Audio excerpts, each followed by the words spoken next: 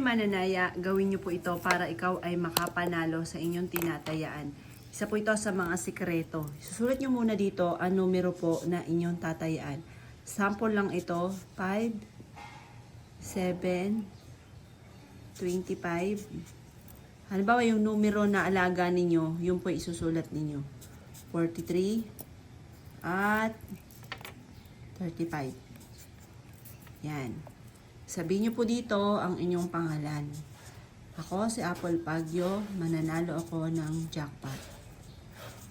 Pagkatapos, ito yung victory sign mga bossing. Ito yung victory sign. Sulat niyo siyang ganyan. Pwede niyo siyang isulat.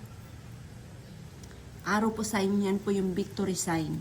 Sulat niyo po siya kahit saan. Halimbawa, sulat nyo sa pintuan, kung gusto nyo kayo maging matagumpay ang lahat ng miyembro ng pamilya.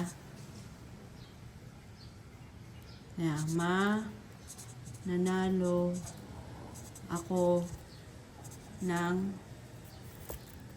sulat po dito, jackpot. Yan. Pagkatapos, halimbawa, di ba tataya kayo. Ngayon, yung ticket ninyo, diyan nyo po siya isisingit. Yung ticket ninyo, diyan nyo po siya iipit. Ipit nyo po ito sa mataas na lugar. Halimbawa, sa may altar po ninyo, ipit nyo po siya. Makakatulong po ito upang sa ganon, kayo po ay manalo. Or kaya po, makakatulong po ito upang sa ganon, kayo po ay maka-attract ng swerte, lalo na sa pera. Kung ikaw ay mananaya, gawin nyo po ito agad. Lalo na kung nais ninyo na kayo ay manalo. Or kaya po, gusto nyo, kasi ito po yung arrow, the victory po yan. Halimbawa, ang inyong anak ay gusto nyo nangunguna lagi sa klase, matanggap sa trabaho, ito po yun. Ito yung isusulat nyo sa kwarto po niya. Araw, papasok. Yan po yan. O kaya po, halimbawa, ikaw po ay may nag-aahente ng lupa.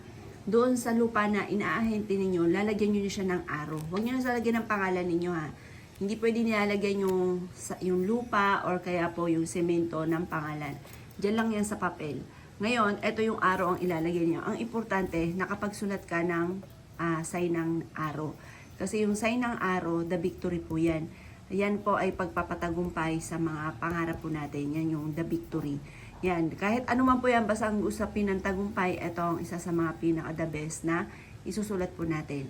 Yan. Kaya kung gagawa ka ng ganitong mga pamamaraan, ay siya mga boss, good luck po sa inyo po lahat.